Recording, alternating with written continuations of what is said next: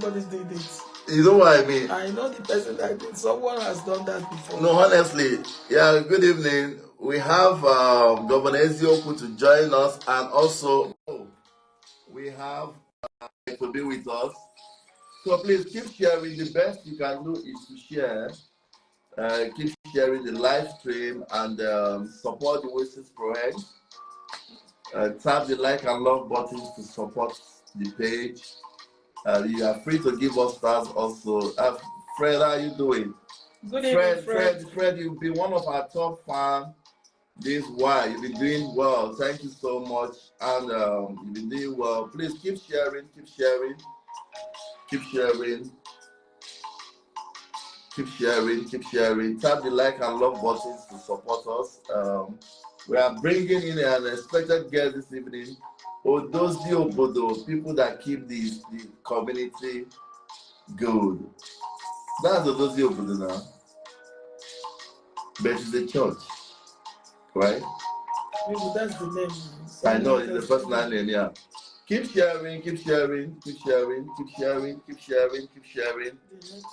Tap the like and love button to support us as we wait to bring in our guest. Okongwu will be with us also, and we are also bringing in the Shanamites.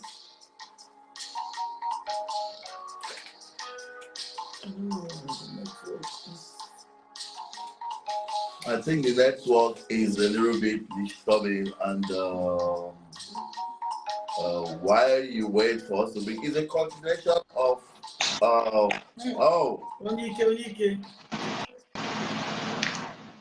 Okongwu is here unexpectedly. Good evening, sir.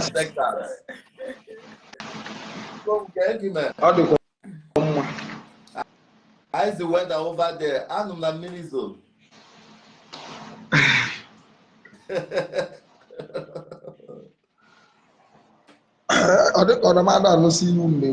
Okay, can you hear me now? Hello? Can you hear us?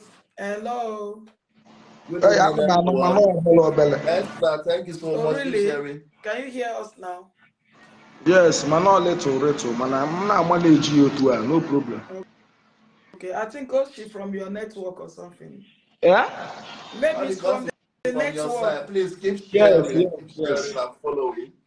Keep sharing and following. When the video no, on the Kusike, a click is here to join the live or their demo. I'm on why. Okay, oh my God, bring your network add it through a little bit strong. So I want to man on to Joma do when it tell no come when we can any food. Okay. So I make you about that guy I in the other day.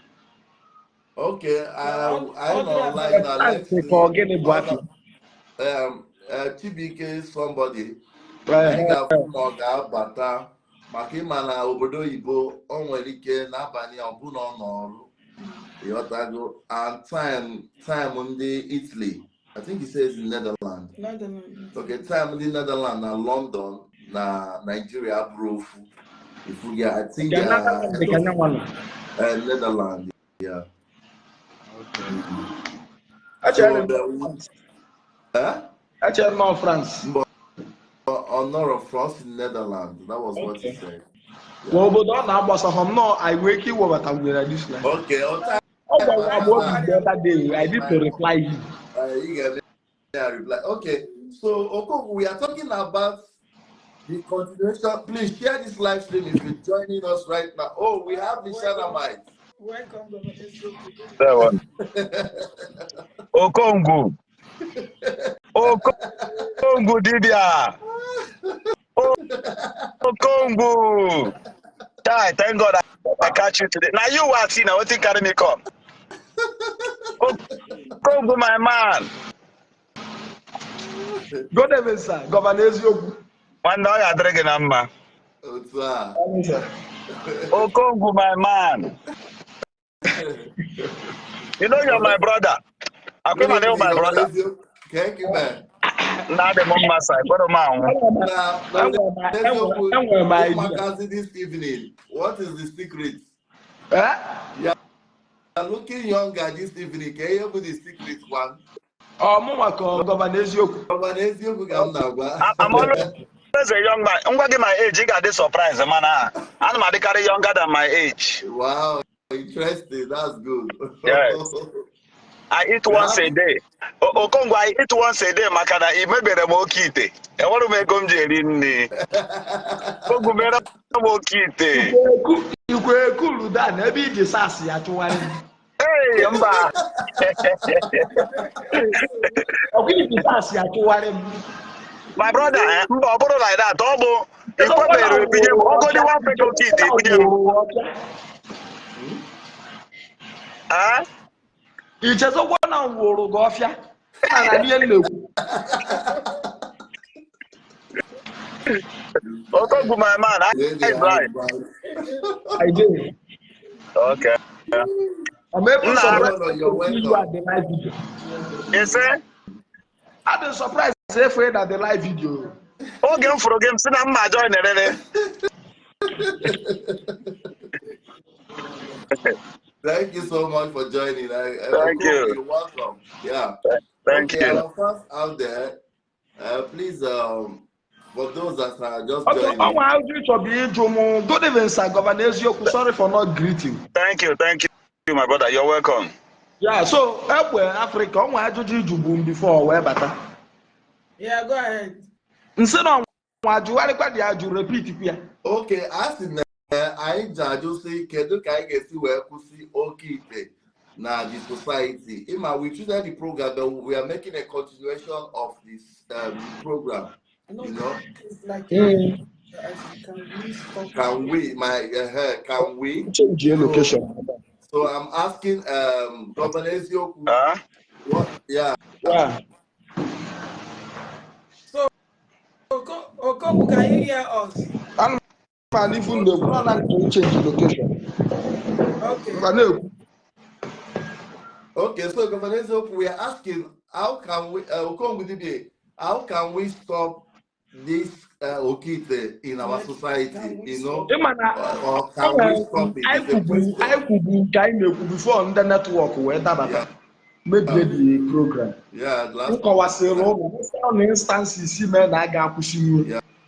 And I near me. Yeah, many instances see men not drop possible. Now you are pushing me. Before the man no Oke Ite na village, put on a live video. Go, but I have. Even though I told me what put that man for my way on your warrior, plug warrior, or wonky, or Oke Ite, man, or more than a befan on the 2 quarter of Fuma. That man, no fair far from Netherlands, not to lie, outside, not now from Netherlands to village. Mom, put an if one and make a change in my life. But I could okay. That information, when you see information blog, then you do. You got here. Okongwu, your network. Good evening, woman. Does the welcome. Network, Okongwu. Hello. Yeah, that was why he left his position. Okongwu position. I need your network. I want to be looking at you while you are talking. No, my network is good. All the corner one Africa, even your own governance own is also good. All the corner goes. Our network had to move with the international network. Stand by. Okay, we can hear you. Reposition yourself. The Shanamite, the upcoming governor of Imo State, the Igbo Land. Do or die. Are you hearing me now? I didn't do that. Yeah, we can hear you. So I can make a requirement to my catch on. I'm not always going to see what I befa or what's hollow me or for my. So I told me digisi. I told me when I come my sauce, ya right sauce, ya na amu. Dama na-ekwu ife a nwere alụsị ọkwelu nkwa. Pụtasị ha ihe nkewa na okekeke Jizọs o jikwa eme ofere nke ọzọ. What Africa anụ m agwa gị luo echi. There is no amount of effort unu nye ka akwụsị nwa Oke Ite. Ọsọkwu ya gọvanọ eziokwu kpọrọ ntọrọ ya kiri ya amịbara aki niile dị n'Abuja. Bata Anambra steeti. Ị ga-akwụsị nwa Oke Ite. Igbo Land ọ dịrọ possible. Anyị akwụsịsị ji ebidonu na Yoruba.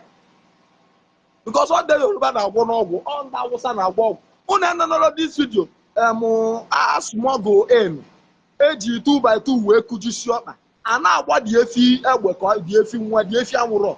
Ọ ndị Hausa nwe dị efi. Ịghọta ọgwụ dịba gboo. Ọgwụ dịba gboo. O nwere ife ekwu n'elu kwuo na because ịma na ekwubo distance na niile ekwube ekwusie ihe. Mpụa si debegodu social media aside. Tenti ekwesịrị ọ dị kata ewere ife na-ekene anyị na ife anyị mee dị too much. Because ewepụ anyị nwe dig si ụwa wee maa na onwe ife dịka Oke Ite. Ụwa wee maa na onwe ife dịka dibịa. Through us ka esikwa wee maa na onwe ndị dibịa bụ ndị wayo. Adam asị. Ewepụ social media there is no how aka ịkwụsị all this thing. Through us ka esi maa na onwe ndị dibịa bụ ndị wayo. Through us ka esi wee maa na enwe riu. Through us ka esi wee maa na ọgwụ dị. Even alụsị Ọkịja eze ego onwe onye a na-akpọ eze ego one of the biggest man in the olden days nwe ego na-eyi egwu in 1990s then mesị nwa si n'ọgbọrọgwụ ego. In 2005 I think or 2002 ka a chọta ozu n'Ọkịja shrine. To tell you na ọ bụrụ today ka ebujebe ozu mmadụ n'Ọkịja shrine. That story dị mmeje chọ the story ka nsị dị ala ụnụ ka ụnụ gụkwuo ọ bụrụ na asị. So ibuje ozu n'Ọkịja shrine have been existing. Ewepụ Facebook ozu niile enyi na-alụsị Ọkịja okwukwu akpụ Ọkịja akaghị inye ruo today. So ọ kwesịrị ọ dị kata enye anyị award na anyị na-atry. Okongwu, excuse me. Okongwu. Ozu ndị ahụ eniri n'Ọkịja shrine ka ihe mere ji nie ya, what happened? Yes, even me ejije bụ you supposed to know more better than me because all no one. Iso n'ife mekwu ejije maka awapụ your wall ayọ kata wee tụwa alụ n'obodo gị na jee park unu melụ ndị Ọkịja alụ. Wee tụwa alụ mee meeting si nye dị ozu. Till date dị ozu ka ya adị ebe a. So na the thing dị ba gboo anyị nwabụ ndị social media bịa mee all these things mee ya ụwa gbalụ na ife dị otu a mee. Ịma na onye pụtara na-achị Okongwu ime nke. Sisi anyị eji lie ozu ndị ahụ enwela ihe mere nụ. Ọ nwere ife mmego ka gịnị like. Ga gịnị mee? Sisi eji lie ozu ndị ahụ enwego any effect o mere ndị mmiri dị ozu. Mmekwu nke mma mmekwu ebe mma ịghọta. Onwe the last njel Ọkịja a sị na dị alụsị gbukwa mmadụ. Ndị liri ya. Ndị lisiri ndị mmadụ. Ndị liri ndị mmadụ ka ọ tawakwara ọzọ. Mba onwe nke ebute kama na ife va na-emezi bụ dị alụsị gbuo ebute enyi. Gịnị? Mba ada atọwọzi ya ka mmiri na-ama ndị res kama ozu ọbụla ebutezi ya na-enyizi enyi. Ada emezi ya show off. A brand new car. So to tell you the thing the bagbo okay onwebugo mgbesi ndị police invade the Ọkịja shrine. Wee fụ alụsị one rich man ozu one rich man ebe a. Okay 2002 ahụ one ka ndị aka na-agụsisi imi mgbe a. Amalụgo m ndụ aghụghọ by then aka mpe. Mana onye pụta otu a kpụrụ anyị n'ọnụ na ya eme alụ na ụnụ echezozi anaghị mere ezigbo ife.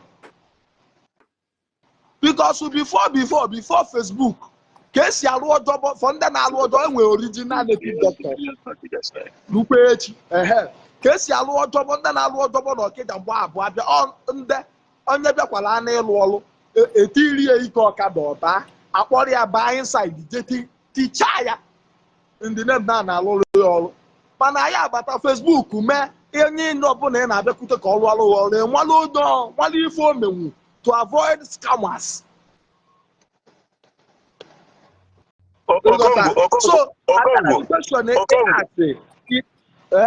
Okongwu, I have a question for you now. Okay, I'm listening. But before then, I want to thank you for acknowledging those people. Because thank you first for that. That one alone, some questions I would have asked you now. I will not ask you that deep, but I want to ask you one thing. Yes. Since Oke Ite is progress, what stops you from going for your own Oke Ite? Very good. If I stop from going for my own Oke Ite, but I want my shop where I'm not a businessman. I'm not a Yahoo boy. I'm not expecting for any contract. My own video, Facebook, where plenty advance put on na go tina. So I don't think I need Oke Ite for anything.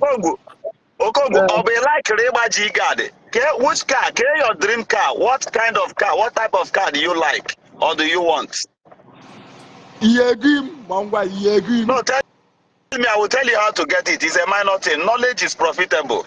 Okay, anything. Lexus 350 latest model 2024. Okay, now what will happen? When we give you 100,000 naira tonight, Kiji Abido business this today, it will keep the next week Wednesday. Now, 100,000 business in 100,000 maybe fair. 100,000. Mr. Wilson, get 100 or 200. Then about 200,000. Then I will talk to one or two persons. Diego gets really 1 million because I know you once got 1 million naira online like this. Obute charger. So I told you 1 million. I will bring. In fact, I will not give you 100,000. I want to give you 200. Even right now, I am ready on camera here to give you 200,000. Then after Igabido charger, Igabido business a charger. Then Sirini go Facebook go this month. Sirini Mia, I think Facebook has paid you. Sirini Mia, go.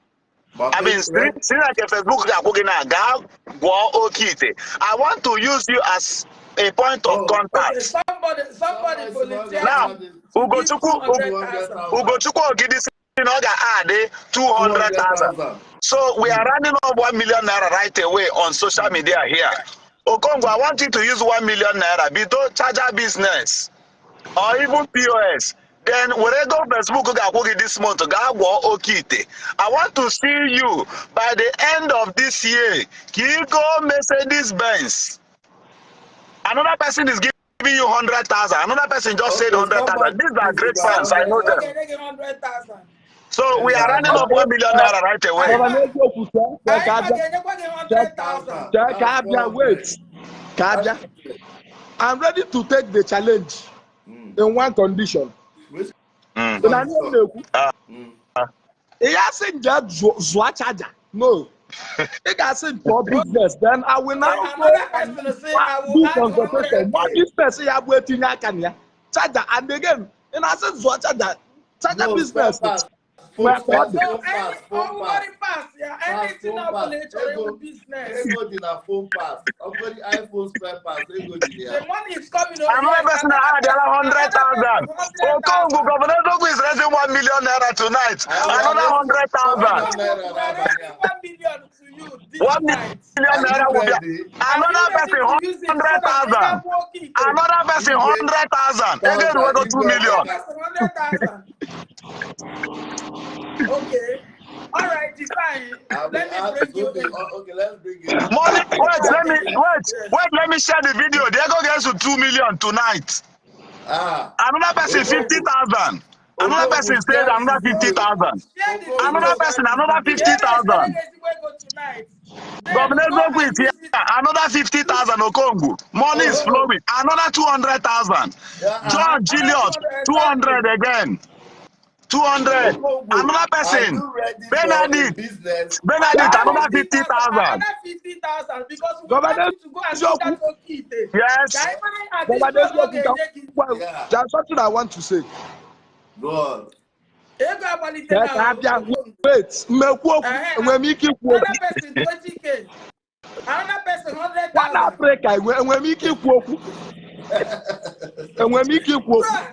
Go ahead. Very good. 300,000. Governor Ezioku na crash. Obela crash tata na ma chọrọ ekwu na Another person 50K. One Africa chano ka kwu okwu. Go ahead. Go ahead. Ewepụ na mụ na ya na-enwe obele crash. Ị na-ege ntị? Very good. Ewepụ na mụ na Governor Ezioku na-enwe obele crash. O nwee contact nchọbu ka onye m. Yeah, divine grace. We are trying to bring you. It is not urgent. Yeah. Na One Africa enwe ike ige m ntị. Go on. Go on, we are hearing. Very good. O nwee contact nchọ ka onye m. And otu onyezi in the privilege now, ọ ga-enye m nọmba ya. To say just in his number. Ọ bụ chat ya after this live program. Agwa m onye that contact. That contact is onwe ji plug motor business outside country. O jebugo na dump that man once na page. So onye m that contact. Okay. As a marketer. Then all the business ya can ma go love and then we ma go that put on Facebook go see you. Now no go for myself. Yeah. Onye na-ere moto does not need Oke Ite. Onye na-ere moto is a millionaire already. You cannot raise money for me and tell me to go and do charger business. And I say just over charger business. I'm on my charger business. Can go whoever charger business. Business. What would you even one year? I'm saying he will add 300,000. 300 pounds. No, 300 euro. 300 euro. 300 pounds is around 640,000. Money is coming. Money is coming. It's around 600 something pounds. And then you know, Kinji as well, the long that charger, so that after 2 days, this is the whole world. Test Dynamite.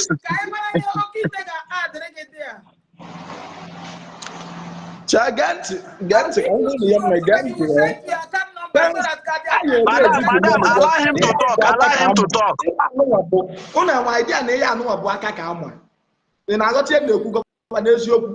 Yes. Charger business. I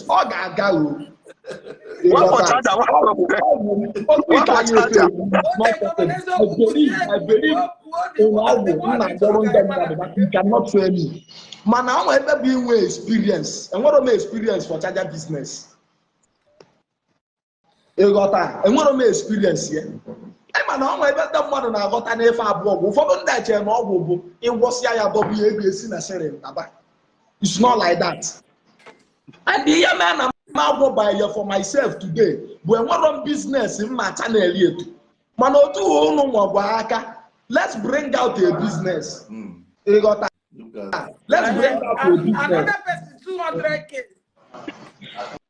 One Africa said. Okongwu, you are going home with 5 million. Don't worry, be patient.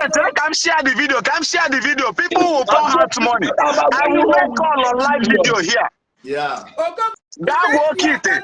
So that you will start getting a lot. Yes. The condition they are Oke Ite. Where are they the money? They want the whole money back. Yes, but it will be in the right business that I choose for myself.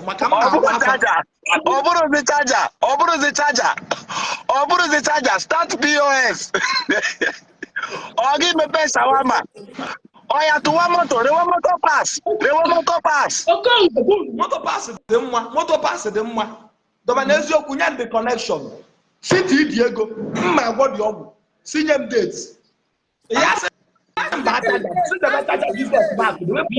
POS business, Ablo business. Okongwu, the thing is very simple. Good evening, everybody. The thing is very simple. Good evening, dear. We all should contribute money for you to start POS business. POS now, maka POS. Dem e go Oke Ite. No go back to the phone like a way to do. Look at the book Oke Ite. POS business.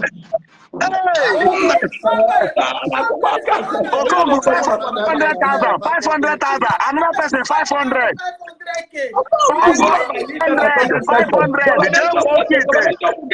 Your account number or one Africa, the account. No. In POS business, I'm not going to business. More than, let me talk. You have to start from somewhere. Okongwu, you have to start from somewhere. But Okongwu say business also game no. After 3 days, give that work it and the whole one. Yes. Go to this life. Yes, I will do it. The weekend we try it's not my person, my WhatsApp. I put on a Facebook, one life with my 3 pages. Even like your one on a page in Nina Punoko. My one life with my 3 pages. Okongwu. Okongwu. Okay. I want to challenge you. Yes. Can you give me 200,000 naira? Can me pay charger, one shop and a recharger? I will not add any other kobo. Every morning I will leave my business and come there. Another person 500k. Lanya, I will come there every morning. In less than 1 year, that charger business. My bank account of 1 million naira. God bless you. In 1 year. Governor, Governor. In Agamonte. Okay, all this you're pretending. Man, I will with respect. No, but I'm all this you're pretending. Governor, you're queen and war.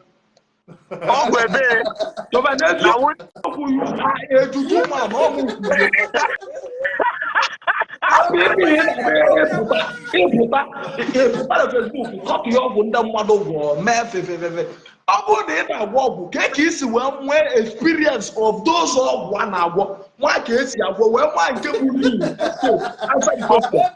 okay, I will answer you. Okay. Ogwu na agwo bụ mụnwa, amụ abụọ ọgwụ. Ọmụ abụọ ọgwụ ahụ. Ọmụ abụọ shrine. I am a moving shrine.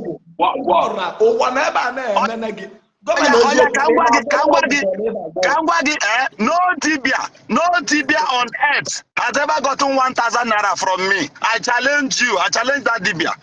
No Dibia anywhere.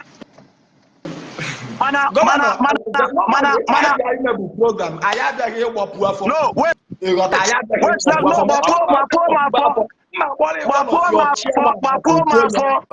My great grandfather. Cool down. I want to speak. Cool down. Who is he to you? Anenyanuka was just a friend. And I know him through JPAC.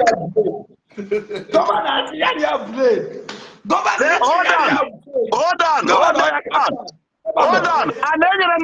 Anenyanuka wear rats. Anenyanuka wear rats. When it comes to spiritisms, Anenyanuka wear rats.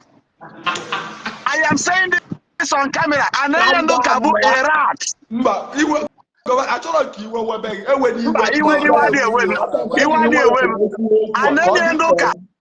Anenyanuka is a rat. Anenyanuka wear rats. Calm down. Very good. Emananji video. Ngemana JPAC. Eba nanyela ndoka ye Sudan white. When you white Sudan, okay? Eji golden star. Calm down. Go ahead. No na Miriba Beach. JPAC. What after JPAC ebube like that? JPAC onwe ki isi edide. JPAC now come mmiri na azu with yazu. Ge nwakworo na akuku iyi shoot trouser. I watch the video, but you live with an Nigerian donkey. 1 million naira. Oh, for 1 million. 1 million. If you probe any video, in this world, or Governor me, Jane anything, I give you 1 million naira. Baba, well, that 1 million to only again. I told him, okay, put up, I will chop that 1 million. Let me tell you, even the J-Pack,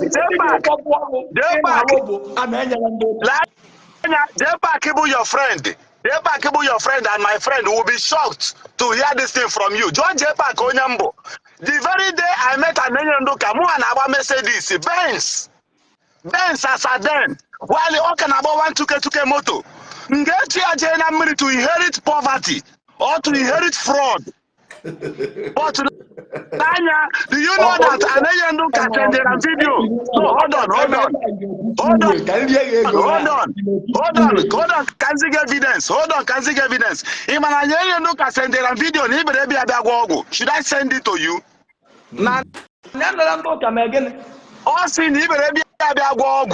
Let me tell you, he's a Confucianist. But all of lies.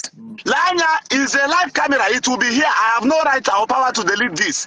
And then you look at him spiritually. I question na agwagu. Maybe the charm.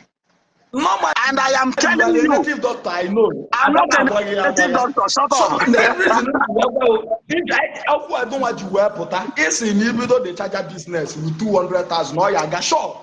You don't have to think well. Okongwu, let my experience.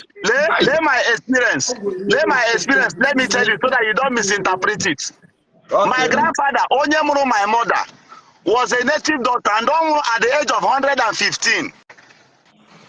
Then apart from that, practically or personally, I decided to practice and study spiritisms to the brims of it. George Epak, to anybody.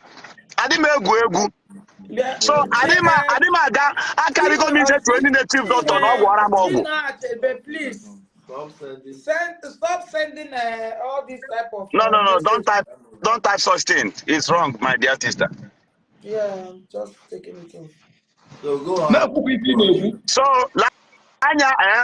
only by that, and we're going to experience already. No, not the verse. They got that. That walk, a one walk in Agente. One of Bunina demo wow. May I interpret what case where we are. Wait. Governor Zoku, somebody's asking. Somebody said, Joshua, ask Governor Zoku what is Shanamite. Okay. Okongwu, I don't want to do ya. Or how want to do ya?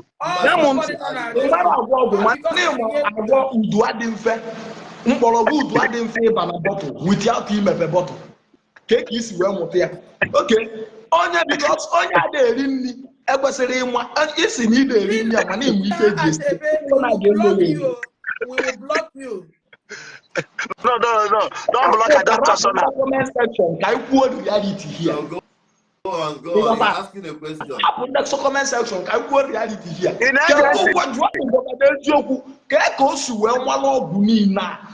Me, Governor is a powerful spiritualist. So and the Governor forever war. Governor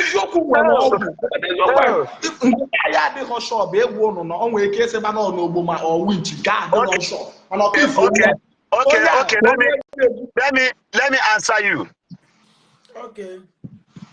Okongwu, my name is Magic. Are you aware? Yes, I'm Magic.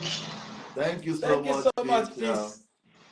Okay, then somebody may decide to study that in Iri Ji Yam Festivall and the person will come out with results. Good. Now, this is where the question comes in. Did you study it? Yes or no? Okay. what I studied, Okongwu Dibia na agwo, I studied spiritism on my own and I practice it. Then Governor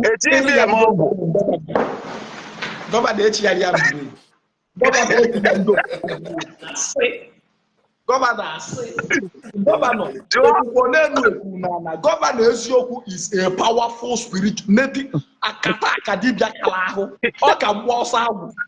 Governor can was out. Oh, my God, even in the community.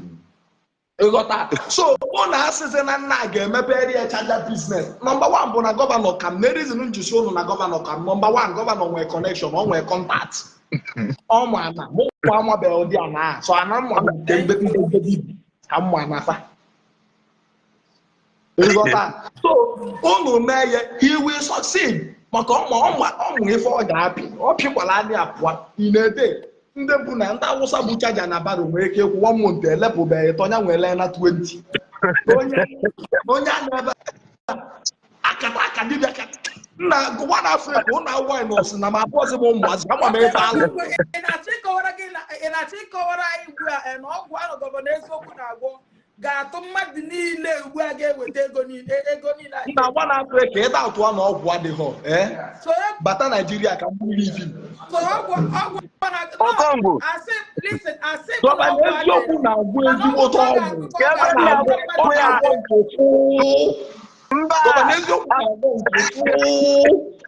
God forbid. Okongwu chere before you miss road. N'anya ụbọchị ahụ dibịa na-agwọ ọgwụ ọjọọ ya echefukwana na enwere nwa ya na-enyo ya.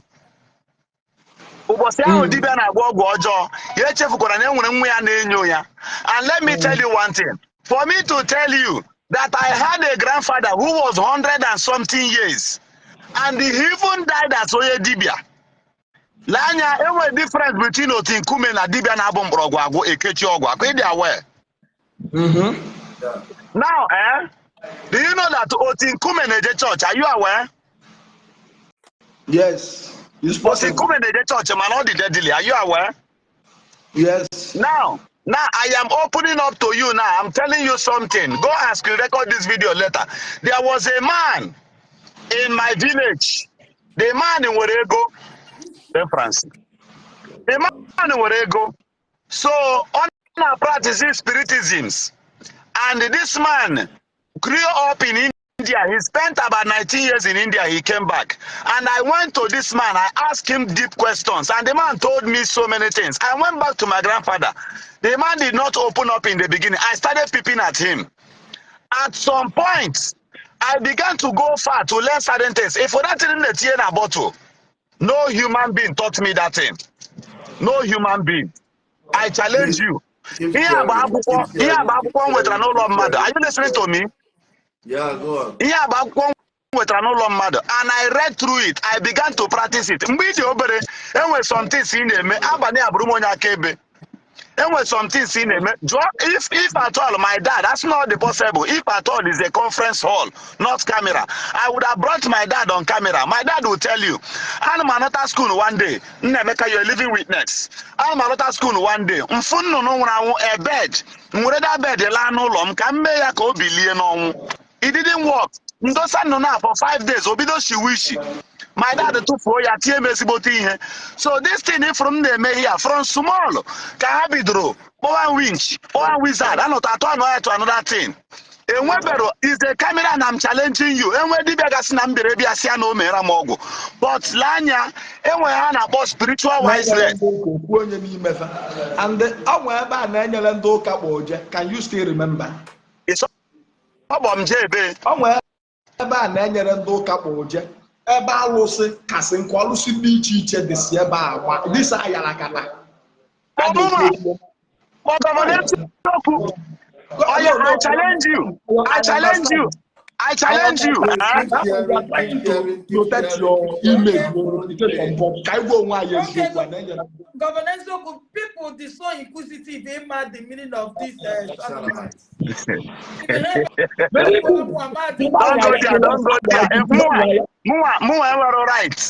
More right to discuss it in the public. Okay. But it look anywhere before. I don't think it's necessary.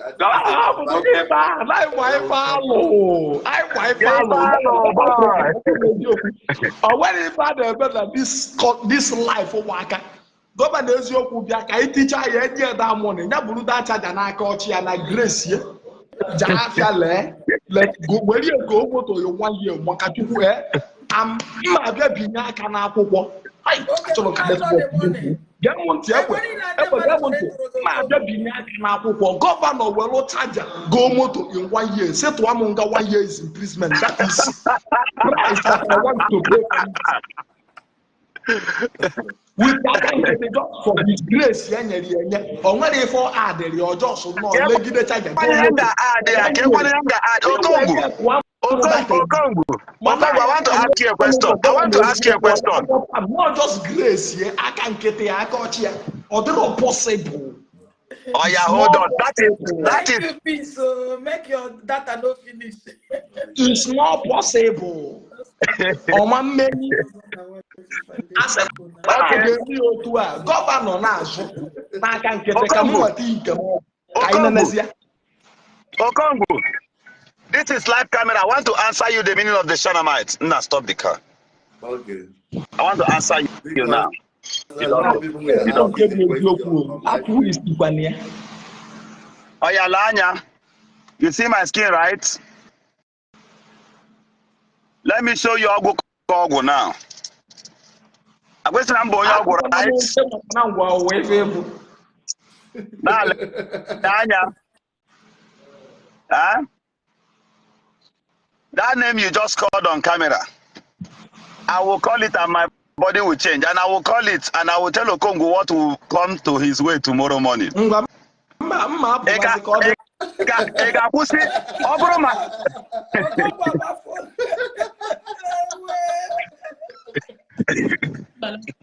Okongwu, come back. Come back. Governor Zogbu is here. You go come back home. What's the map was it? Okay. You are my brother, come back. Governor, thank you so much. Let's go back to our please keep sharing. Anya, let me tell you all. Let me tell you all. There is no power in Oke Ite. There is no power in Oke Ite anywhere. And you have no need being afraid of Dibia. Omega accuse Negwakazi. Yes, exactly. The truth is that we to the best of our ability, there are things we know that they still imagine at. I will come back and screen record this video, the very important places. And I also share the video to my own page. You get what I'm saying? Now, in life, believe you me, a lot of things are fake. You understand? And I like, Oga, the next time you will invite me, invite any strong native doctor. Invite one native doctor. Okay. Invite one powerful native doctor on camera. No practical, no rehearsal anywhere. Just tell me to do one thing. Just tell me to do one thing. Okongwu, you want to use me and test your juju.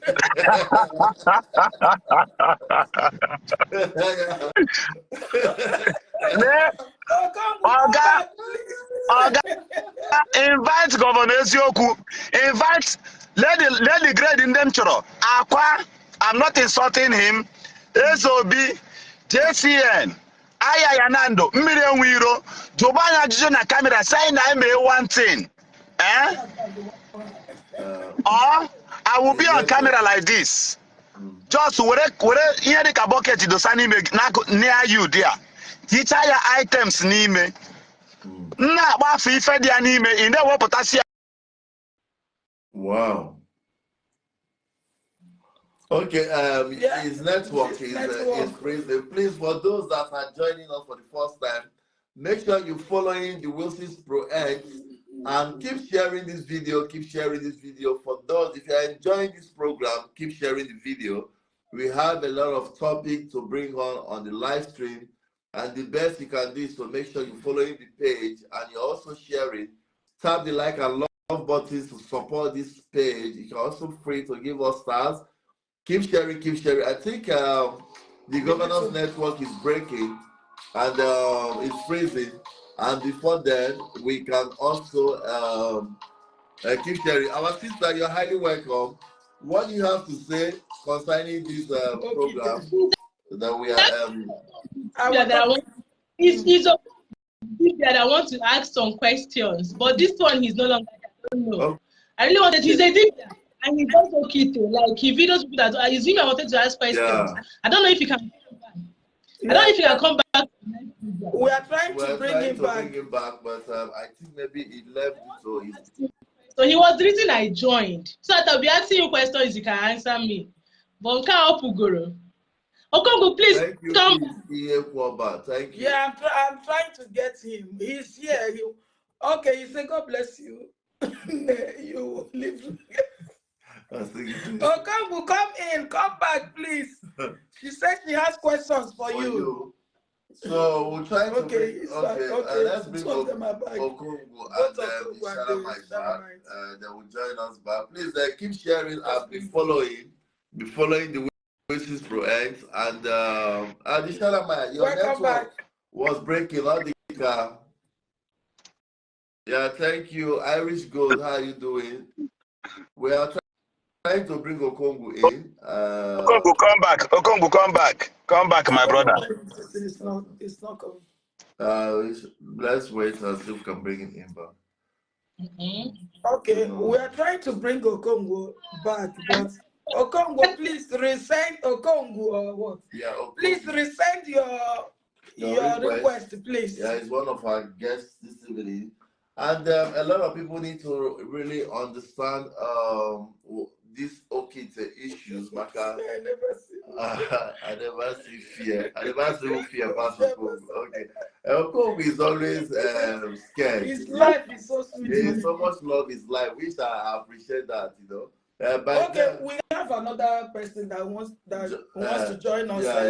It's the Chanters TV. The Chanters TV, yeah. All right. Yeah, thank you, man. Because can't it all need not very important. All right. All the man na imago sensitize what can umunai. Exactly. Mama I big aka or ya benata because no imago one I no n'ime ya omilemi I want mmadụ ebe for the work mother. Yeah. One matter niile and people now beyond you. Yeah. So man, the most important thing is this. But our brother, sorry, you didn't explain to us where you are calling from. Sorry, I took away from you. Okay, I'm from UK. UK, oh, you know, UK, oh, you're welcome. Yeah. Yes. So, here me ku na here basara Oke Ite no onwe some part of Igbo Land, especially in the side mba Miligasi. Now agwo Oke Ite anụnwa ma wele pempe and ma know that thing na agwo ogwu eji azụ afia ma all those things, right? Yeah. Because my mom na azụ afia by pempe, so when ndị na agwo the thing, so man, the thing there's a dowazi popular and key bazu. One thing the peculiar about my grandfather Ben Nemochie or Dibia. One boy Nemo. He got a Nemo Jua Chifuma and the Chifuma. The man Ome no Dibia. He died at almost close to 100. Anything or una agwa where ye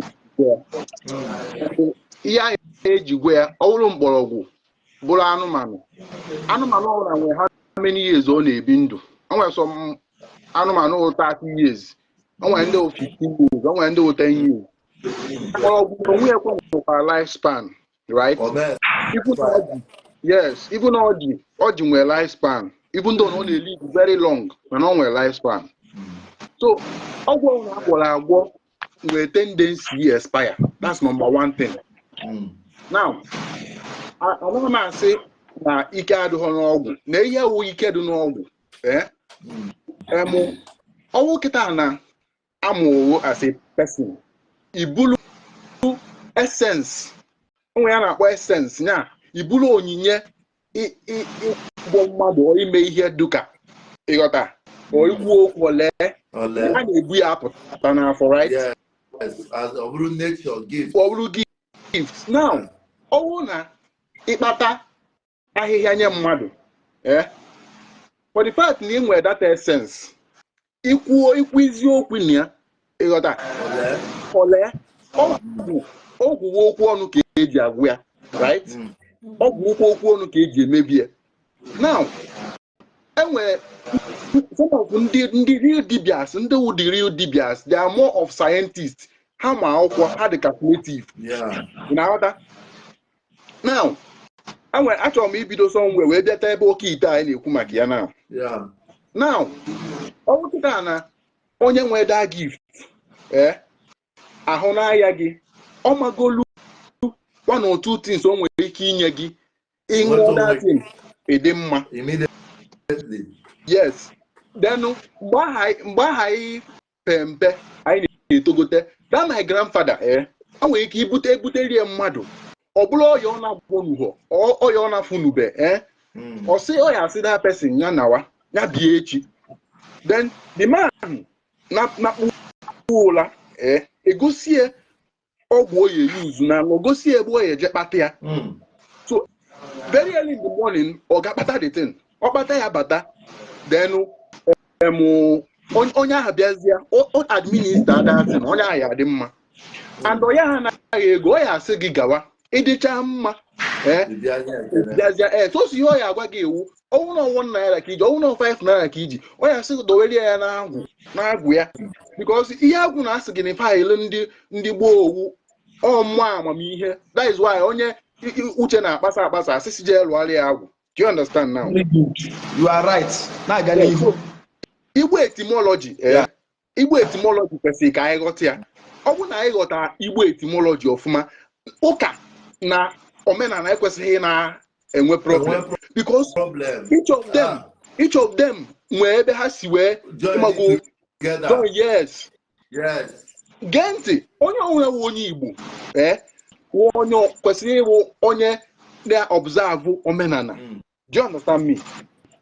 Ebe nnọọ kịta na and omenala ma awa ọjị, because na iwe ọjị bụ etu ndị Igbo si ekpe ekpere. Ịghọtago? Acknowledge their ancestors, ya ndị isi through their offspring bịa. Yes. Mewe onye ụka, mewe onye ọwụna ikwesịrị na-awa ọjị asụ nwoke. Do you understand? Ịtụ nzu abụrụ ajọ ihe. Ịtụ nzu etu ndị Igbo si, ọ na-egosi akala, ọ na-egosi obi ịdị ọcha, right? Esikwa nye ekpe ekpere. Do you understand? Now, this thing, oh yeah, omenala. Now, ọgwụ a na-agwọ bịara abịa. Put me anywhere. My grandfather gwara m sị m, gwa anyị sị anyị na alụsị ọwụna ịfụ na anyị Igbo tata ebute ya ebute. God bless you. God bless you. God bless you. God bless you. God bless you. God bless you. Now, alụsị ọwụna ebute nwe ihe eji bute. Up to tomorrow, ndị mmadụ ka na-atụkwa arụsị, ndị mmadụ ka na-ebutekwa arụsị from various parts of the world. My onwe some arụsị nọ n'ala Igbo kịta ebe the origin na from Sudan. Onwe ndị Egypt, as far as onwe ndị si wee bute Jesus Christ n'ala Igbo. Ndị Roman Catholic otu esi butekwa arụsị. I will come to that. Don't worry, I will come to that.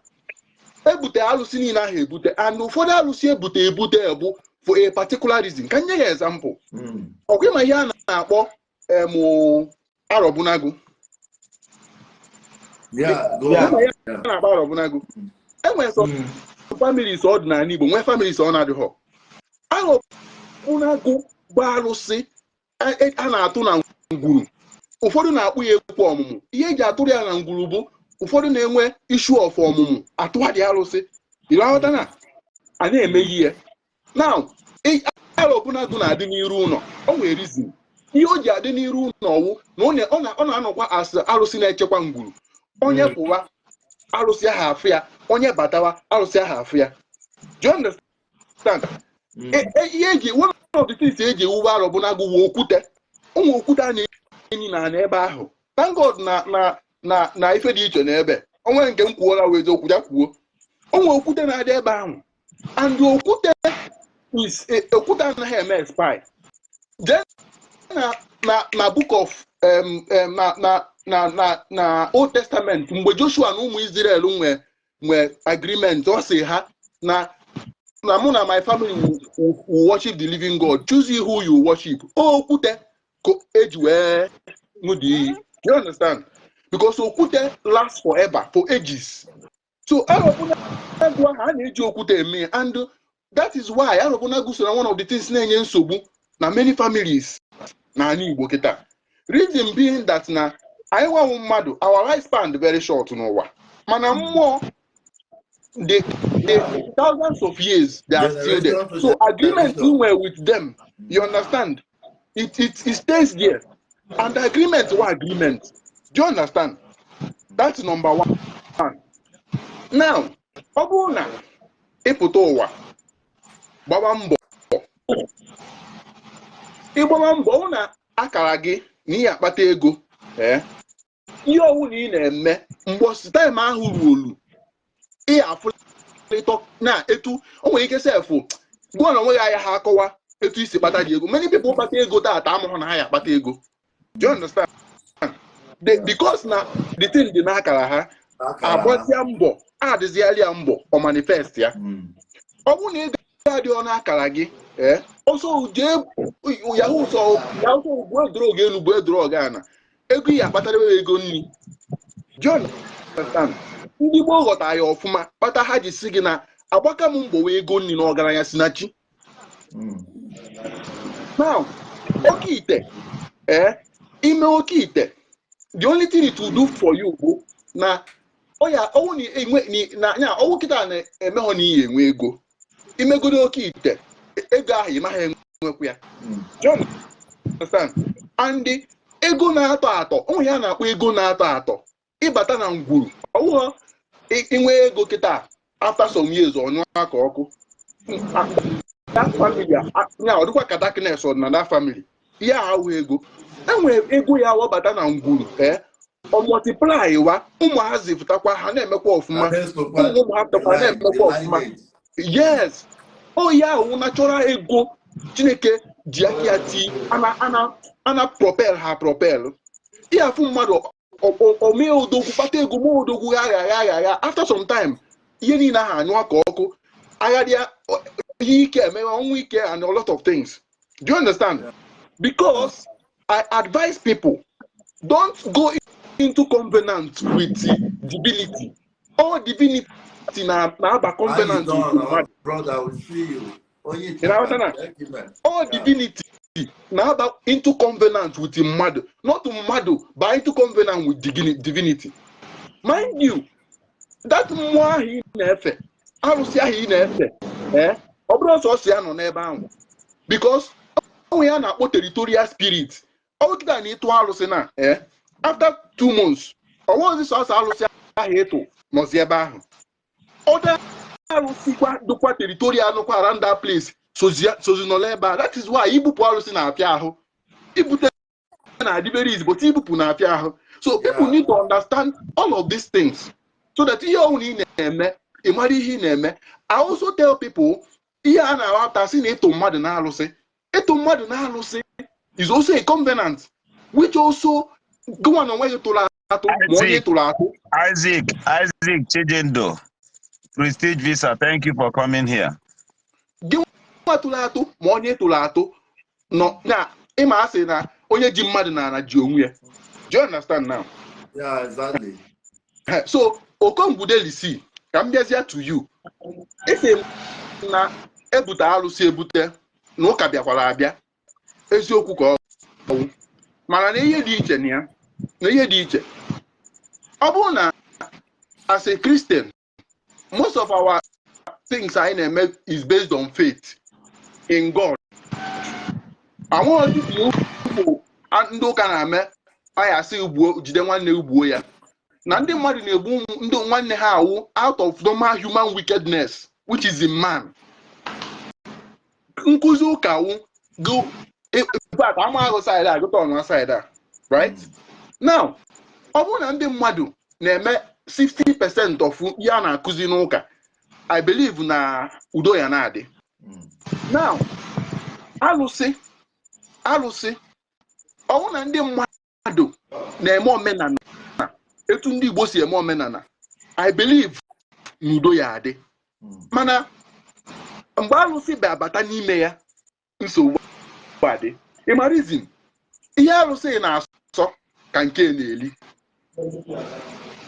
so there is always contradiction and ihe alụsị gwa gị ọsọ ili mmadụ ọ mmadụ aka enye ọ chọọ ili efi aka enye na ejiri ego alụsị ada anụ nke na alụsị gị na gị na ya kwuru na every year ya na-egburu ya efi igbukatazi aghara alụsị amahụ na igbukata aghara. Do you understand? So the alụsị will come back attack nwanne ya gị because gịnị na covenant a gịnị ya kwuru covenant a gịnị ya kwuru ana ọ bụrụkwa na ogbu onye ọkụsi ọ bụ ogbupụ onye ọ chọkwara na person na the family na-ekpochakwara aga. All depends on the contract. All depends on the contract abania. So I advise people instead of iba ya into all these contracts go on gị na maho don't even dare. You know what? Onye chukwu ya egozi o ya egozi onye ya akpata ego ya akpata ego.